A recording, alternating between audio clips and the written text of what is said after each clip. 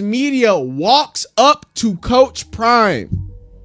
Mr. Jeff Schnuttle says, Deion Sanders is at Browns practice today. He politely declined an interview. This is what Deion Sanders says. He says, I'm not doing media. He said, I'm just here to watch. Sanders and Browns head coach Todd Monken chatted on the field earlier in the day. Oh no. Oh no. What's going on, Sonya? Oh no. I mean, if you let the Browns if you let the Browns media tell it, I mean, this was an earth-shattering, locker room breaking, world absolving type situation that we just saw happen. And I'm not sure if I believe that. I really don't know. So let's see what Todd Monken felt about the multiple Super Bowl winning, Hall of Famer, one of the greatest athletes of all time, whatever you call Deion Sanders, the Monk Man. How do you feel about it? Cleveland Browns training camp and Deshaun Watson drops back, loads up, fires a pass, and Denzel Ward walks away with the football like he just found a $100 bill on the sidewalk. The ball was behind the receiver. It was not even close. Watson left it hanging on the inside, and the highest paid cornerback on the roster made him pay for it right there in front of every coach, every camera, and every fan pressed up against that fence in Berea, Ohio. And while Watson is standing there watching Ward jog away with his interception, guess who is on the other side of that same practice field completing passes and connecting with Jalen Boston like they have been running routes together for years? Shedeur Sanders, the 5th-round pick. The rookie half the internet said was not ready for this level. Same field, same coaching staff watching, and 2 quarterbacks going in completely opposite directions. Now, before we get into this, I need you to drop a football emoji in the comments right now if you believe Shedeur Sanders is taking that starting job before the first preseason game even kicks off. Because what happened on that practice field was not just a bad day for Watson. This might be the beginning of the end. And what Todd Monken said at the podium afterward is going to make your jaw hit the floor. Before going further, if you're enjoying this video, don't forget to smash that subscribe button. It really helps us keep bringing you the content you love. Share this video with your friends so they don't miss out on all the drama and excitement. Hearing from the new Browns practices are things like this. They went out on that field yesterday. It felt like the team was focused, they were very intentional, and they were being coached.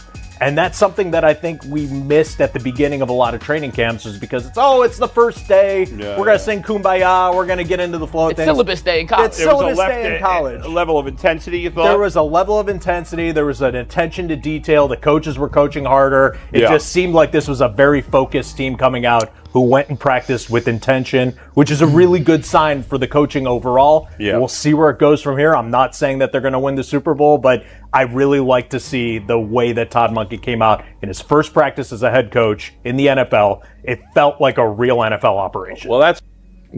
Welcome to Gridiron Ground, where we break down the stories that the mainstream is afraid to tell you straight.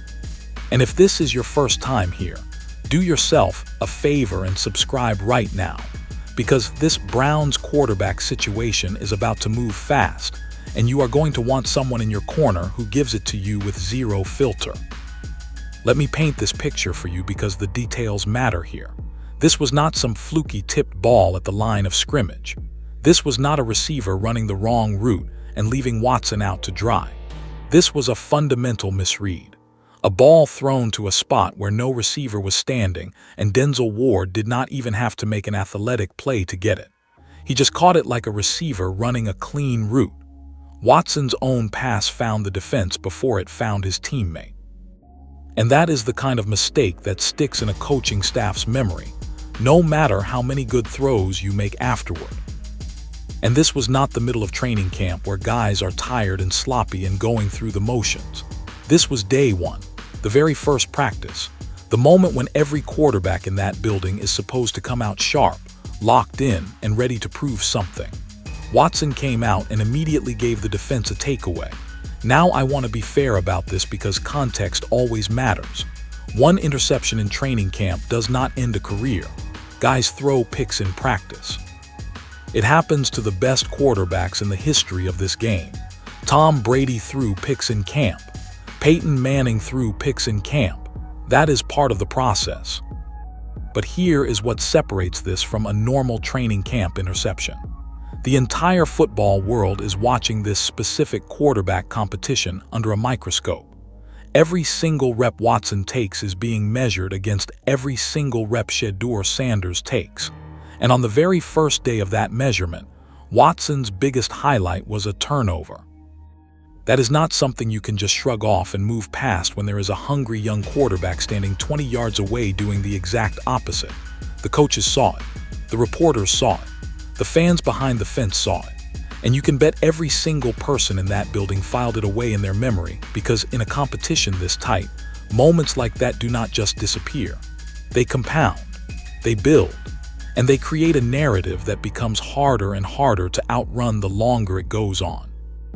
Watson needed a clean start to this camp more than almost any quarterback in the league. Instead, he handed the defense a gift on a silver platter, and the walls got a little bit tighter around him before lunch.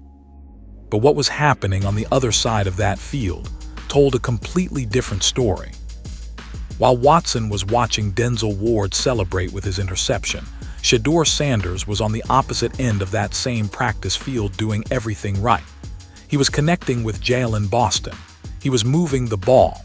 He was making the kind of clean, decisive throws that you want to see from a young quarterback who is trying to prove he belongs at this level. There was no hesitation, no panic, no rookie jitters. He looked like a guy who had been waiting for this moment his entire life and was not about to waste a single second of it. And that contrast is the entire story of day one. Two quarterbacks, two completely different performances, and an entire coaching staff standing there watching every single throw with their arms crossed and their clipboards out. If you are someone who has been paying attention to this competition all offseason, you already knew something like this was possible. Shedeur Sanders walked into that building with something to prove. Watson walked in with something to protect. And on day one, the guy with something to prove looked like the better quarterback on that field. I'm not saying this to be dramatic. I am saying it because the tape does not lie and the coaches have eyes. One quarterback made plays, the other one made a mistake. And in a competition this tight, those moments add up faster than most people realize. The pressure on Watson right now is real. This is not the same Cleveland situation where he could walk in and assume the job was his because of the contract on his back. The front office brought Shedeur in for a reason. They drafted him for a reason. And day one just showed everybody in that building exactly what that reason looks like on a football field. Before going further, if you're enjoying this video, don't forget to smash that subscribe button. It really helps us keep bringing you the content you love. Share this video with your friends so they don't miss out on all the drama and excitement. Now here is something that does not get enough credit in this entire conversation. The preparation that Shedeur got at Colorado under his father's coaching was not normal college quarterback development. Most college quarterbacks walk into the NFL and face a massive adjustment period because they have never operated in a system that resembles anything close to a professional offense. Shedeur ran a pro-style high-volume passing attack at Colorado. He faced real pressure on national television every single week. He dealt with cameras following his every move, media dissecting his every throw, and an entire country watching to see whether Coach Prime's program was legitimate or just entertainment. That is basically a live fire simulation of exactly what he is dealing with right now in Cleveland, just with a different logo on the helmet. He set school records. He set Big 12 records. He threw for numbers that would make most college quarterbacks jealous. And now, he is translating all of that production to the professional level on the very first day of his second training camp. Whatever you want to say about Coach Prime as a program builder, you cannot argue with the product he sent to the NFL. And what happened at the podium afterward might be even bigger than what happened on the field. Todd Monken walked up to the podium after that first practice and said something that should have every single person following this competition sitting up straight. A reporter asked him about the timeline for naming a starting quarterback, and Monkin looked directly into the cameras and said, and I am quoting this man word for word, "I am not going to decide who the starter is. They decide by their play. Their play decides who the starter is." Let that sink in for a second. The head coach of the Cleveland Browns just told you on the record in front of every reporter in that building that the contract does not matter. The history does not matter. The investment does not matter. The only thing that matters is what happens on that practice field. And then he went further. He said he has no preconceived notions about how any of these quarterbacks have played in the past or how they are going to play going forward. He said the only thing he can do is judge with his own two eyes. Now think about what that means for Deshaun Watson. The entire foundation of Watson's case for the starting job has been built on two things: the contract and the fact that he was here first. That is it. Those are the only two pillars holding up the argument that Watson should be the starter. And Monkin just kicked both of them out from under him in a single press conference. And if you are riding with Gridiron Ground, you already know we do not just report what coaches say. We tell you what it actually means for the guys on that field. So subscribe right now if you have not already, because this story is moving fast and we are staying ahead of every twist. Because if the play decides, and the play on day one showed Watson throwing picks while Shedeur made completions, then the play is already pointing in one direction. And Monkin is not some career assistant who is going to bow down to front office pressure and play the political game. This is his first head coaching job. This is the opportunity he has been grinding toward his entire career. He flat out called it a dream come true. A man living his dream is not about to sabotage it by handing a starting job to a quarterback who is not earning it on the field. He has every single reason in the world to put the best player out there, regardless of salary, regardless of draft position, regardless of who the front office thought was going to be the guy when they signed that massive contract. Then Monkin gave away the entire playbook for how this competition ends.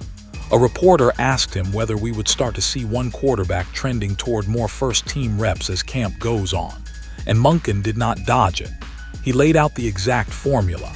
He said in a perfect world, the ones get 50% of the reps, the twos get 33%, and the threes get 17%. And then he dropped the key line. He said as camp goes on and you start to see less rotation, if you start to see individual players getting more reps with the ones, that is a pretty good sign they are the one. He literally handed you the scoreboard. But what happened in the stands during all of this added a whole new layer that nobody saw coming. While Shedeur was on that field making plays and Watson was throwing the ball into the wrong jersey, there was a figure sitting in the top row of the bleachers at Berea doing something that might honestly be the most surprising thing that happened all week. Deion Sanders was quiet. Let me say that again for the people who know this man's history. Deion Primetime Sanders, the loudest, most electric, most camera-ready personality in the history of professional football, showed up to his son's NFL training camp and did not say a single word to the media.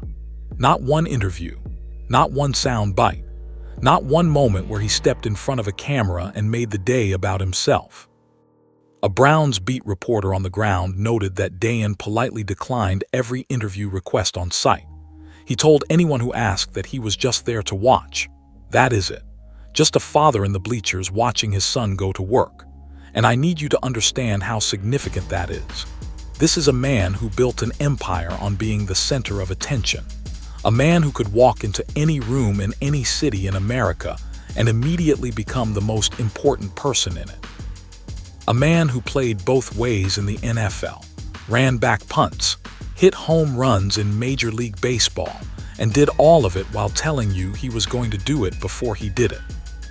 That version of Deion Sanders would have walked onto that practice field, grabbed a microphone, and given a 20-minute press conference about his son's future in the league. But this version of Deion, the 2026 version, the version that has been through a serious health scare this offseason, the version that watched both of his sons grind their way onto NFL rosters, this version sat in the top row and just watched. That is not just restraint, that is growth. That is a father who understands the difference between showing up for his kid and showing up his kid. And what makes this even more interesting is what happened between practices. Deion did not just sit in the stands the entire time. Between the morning walkthrough and the afternoon practice, he sat down privately with head coach Todd Monken and general manager Andrew Berry. That meeting is bigger than people are giving it credit for. You do not invite a college head coach into a private conversation with your GM and your head coach unless there is genuine respect flowing in both directions. Monkin reportedly walked Deion through his own coaching journey. They discussed the name, image, and likeness landscape that has reshaped college football.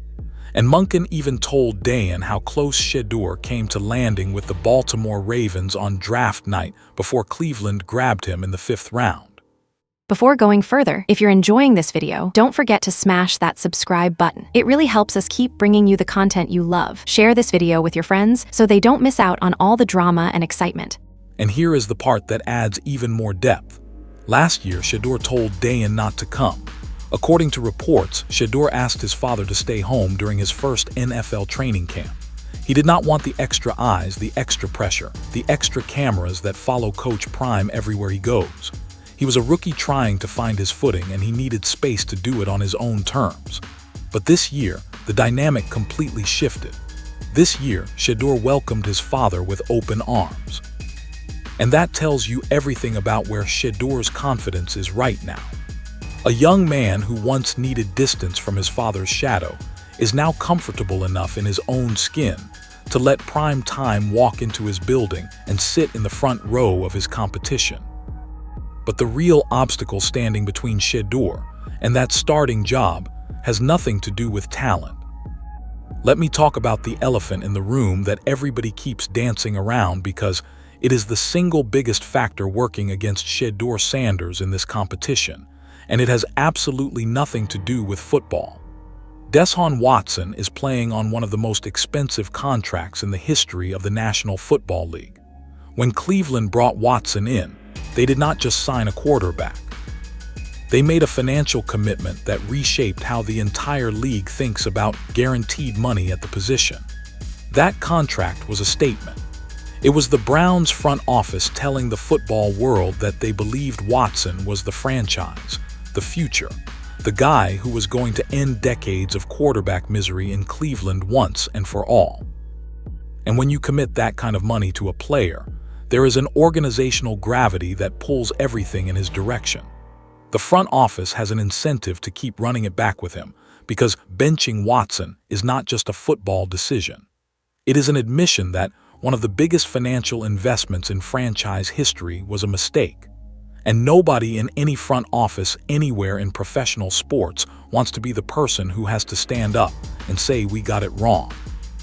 That is career-threatening territory for the people who made that call.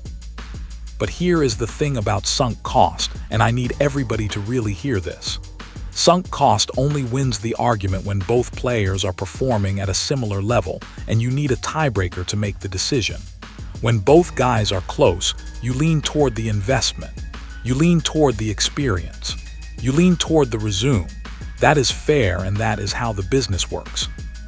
But when one quarterback is clearly outperforming the other on the practice field, sunk cost stops being a valid argument and starts being an excuse. And right now, every single practice report, every insider note, every camp video coming out of Berea is pointing in the same direction. And it is not pointing toward the guy making the bigger paycheck. Watson is splitting reps with a rookie and throwing interceptions on day one. Shedeur is splitting reps with a veteran and making completions on day one. At what point does performance override the balance sheet? At what point does the front office look at what is happening on that field and admit to themselves that the best path forward for this franchise might be the one that costs them less money and produces better football? Cleveland has a long and painful history of finding creative ways to complicate the obvious answer at the quarterback position. They did it with Baker Mayfield. They did it with every quarterback who came before him. And every single time, the delay, the indecision, the refusal to trust what the field was telling them cost this franchise years of progress. This is the moment where the Browns either learn from that history or repeat it. And if they let a contract override what their own eyes are showing them on that practice field, they deserve every bit of frustration that comes their way from a fan base that has been waiting a lifetime for someone to just make the obvious call. But Watson is not the only quarterback standing between Shedeur and the starting job. People keep framing this as a two-man race between Watson and Shedeur. But the reality inside that Cleveland quarterback room is even more complicated than that. Because Shedeur is not just going up against one veteran trying to hold on to his job. He is competing against an entire room full of quarterbacks who each walked into that building with their own argument for playing time. Dillon Gabriel came into Cleveland with his own college resume, his own highlight tape, and his own group of believers who thought he could be the guy who sneaks past both Watson and Shedeur, while everyone else is focused on the headline names. Gabriel transferred through multiple programs, put up numbers everywhere he went, and carries the kind of confidence that does not back down just because the depth chart says he is behind two bigger names.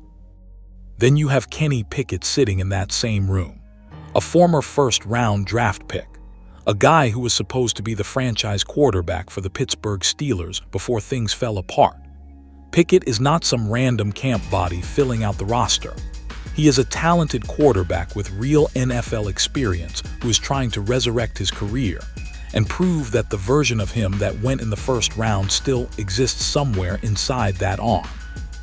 So when I tell you that Shedeur Sanders is separating himself, I need you to understand the full weight of what that means. He is not just outplaying one struggling veteran. He is rising above an entire room of competitors who each have legitimate credentials and legitimate reasons to believe they deserve a shot. That is not a fluke. That is not a good day. That is a quarterback doing exactly what elite competitors do, which is walk into a room full of talented people and make it clear that the conversation starts and ends with him. And this goes back to something that does not get enough credit in this entire conversation. Shedeur was not some sheltered college quarterback who only faced weak competition and padded his stats against nobody programs. He played in the Big 12. He faced NFL-caliber pass rushers coming off the edge every single Saturday. He dealt with the kind of media circus that most college players never experience in their entire careers. Every game was a nationally televised event. Every throw was dissected by analysts who were waiting for him to fail so they could point at Coach Prime and say the whole thing was a gimmick. And through all of that noise, through all of that pressure, Shedeur kept producing. He kept completing passes. He kept leading comebacks. He kept showing up when the lights were brightest and performing like a quarterback who was built for exactly this kind of moment. The four-man competition in Cleveland is real. Gabriel has talent. Pickett has experience. Watson has the contract. But Shedeur has something that none of them can manufacture and none of them can fake. He has momentum. And in a quarterback battle, momentum is the most dangerous weapon on the field. And the people outside that building are already making their voices heard louder than anyone expected. Before going further, if you're enjoying this video, don't forget to smash that subscribe button. It really helps us keep bringing you the content you love. Share this video with your friends so they don't miss out on all the drama and excitement. Here is something that should terrify the Cleveland Browns front office if they are even thinking about handing Watson the starting job based on anything other than on-field performance. The fans have already made their choice and it is not even close. During training camp, young fans lined up against the fence at Berea were asked on camera who they thought should be the starting quarterback, and the answer was unanimous. Shedeur, Shedeur, Shedeur. Every single one of them. Not Watson, not Gabriel, not Pickett. Shedeur Sanders, the fifth-round pick, the rookie contract quarterback, the kid who was supposed to need time and development and a year of sitting behind the veteran. The fan base skipped right past all of that and went straight to "we want this guy leading our team out of the tunnel on opening day." And for the people who think fan opinion does not matter in these decisions, I respectfully disagree. Fan engagement drives everything in professional sports. It drives ticket sales. It drives merchandise revenue. It drives television ratings, and it drives the overall energy around a franchise. When your youngest, most passionate, most emotionally invested fans are already chanting for a specific quarterback, that is not just noise. That is a signal. That is your future customer base, telling you who they want to build around for the next decade. And it is not just the fans in the stands making noise about this. Pat McAfee, who runs arguably the single biggest platform in all of sports media right now, went on his own show and flat out said that ever since Shedeur started getting real reps, the entire vibe around the Browns franchise changed for the better. McAfee did not play both sides. He did not hedge. He looked into his camera and essentially campaigned for a rookie quarterback over a guy making franchise-altering money. When a media personality with that kind of reach and that kind of influence puts his name behind a take like that, the ripple effect goes all the way through the league. Front offices pay attention to that. Ownership groups pay attention to that. And you better believe the players in that locker room are paying attention to it too. And if you are riding with Gridiron Ground through all of this, I need you to prove it right now. Subscribe, hit that bell, and tell me in the comments who you think wins this quarterback battle. Because this is where real football fans come to get the truth without the corporate spin. We are building something here, and every single subscriber makes this community stronger. The national media momentum is building in one direction. The fan base is chanting one name. The coaching staff just told you on camera that performance decides everything. And on day one of camp, one quarterback made plays while the other one made mistakes. Every single arrow is pointing the same way. But the real test is still coming, and it is closer than you think. Todd Monken did not leave any mystery about what is coming next. He told reporters at that press conference that the starters are going to play in the first preseason game. He said he will not back himself into a corner, but he made it clear that his guys, the ones who are competing for the starting job, are going to be on that field when the lights come on and the hits are real. That means Shedeur Sanders is going to get preseason snaps with the first team offense against a live defense in front of a national audience. And if you have been paying attention to everything I have laid out in this video, you already know why that is the single most important development in this entire competition. Training camp is valuable. Practice reps matter. But there is nothing in football that compares to live game action. That is where you find out who a quarterback really is. That is where the pressure goes from simulated to real. Where the pass rush is not pulling up at the last second. Where the defensive backs are not giving cushion because they are protecting a teammate. That is football, real football. And if Shedeur goes out there and performs the way he performed on day one of camp, if he makes those same clean throws and those same decisive reads against a real defense in a real stadium with real consequences, this competition is over. There will be nothing left for anyone to debate. The tape will speak. The stats will speak. And Todd Monken will have all the evidence he needs to make the call that the fan base, the national media, and probably half the locker room already wants him to make. And on the other side of that equation, Watson is walking into those preseason games with everything to lose and almost nothing to gain. If he plays well, people will say he was supposed to play well because he is the veteran with the massive contract. If he plays poorly, if he throws another interception, if he looks anything less than sharp against a preseason defense, the walls close in even further. The margin for error on Watson's side of this competition is razor thin right now and getting thinner by the day. Every rep from this point forward is elimination level pressure for a quarterback who has not consistently performed at a high level in a very long time. Monkin confirmed the formula. He confirmed the timeline. He confirmed that the starters will play, and he confirmed that the performance decides everything. The preseason opener is going to be appointment television for every Browns fan, every NFL fan, and every single person who has been watching this quarterback battle unfold since the draft. Shedeur Sanders has been waiting his entire life for a stage like this.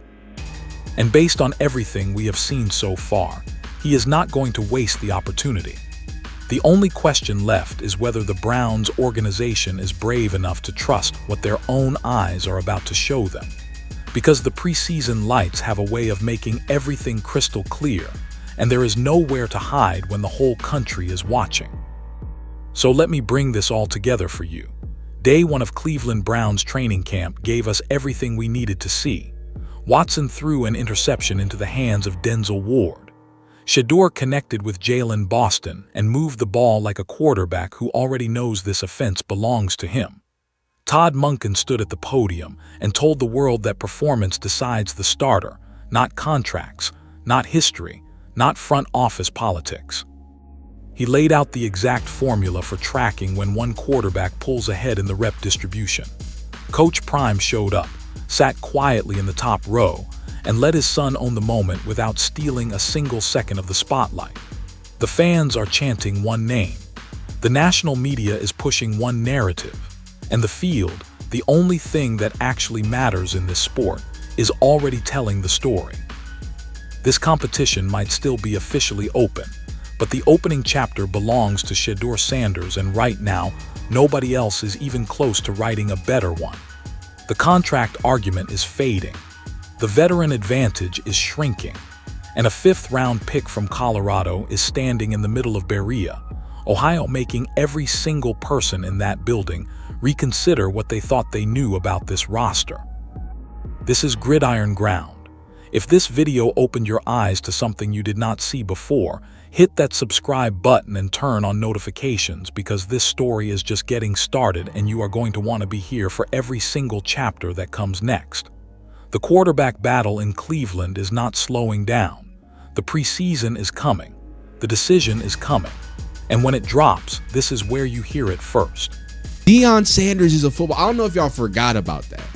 And I know some people feel like, hey, I'm disrespectful if I say Deion Sanders. I'm just saying that to hopefully get it through the people's heads who don't understand. Because sometimes y'all act like this is like Joe Schmo Sanders. This isn't just Shedeur Sanders' dad. I know for some reason, some of y'all, hey, to keep it real, some of y'all think Shedeur Sanders is a bigger star than Deion Sanders. Hey, I don't know. Maybe that's what it is. Maybe y'all love talking about Shedeur so much that all y'all think Deion Sanders is a distraction. No, I'm sorry, buddy. I'm sorry. If you're in the Browns media, yeah, believe it or not, people who are good at football, who respect football players, respect one of the greatest football players of all time. I'm sorry that only in Berea, Ohio, in Cleveland, Ohio, is that a hot take. Is the idea of Shedeur coming? Because remember, the first time he came, David Njoku was fanned out. Oh my God, it's Deion Sanders. Titus Howard, what's going on? And then not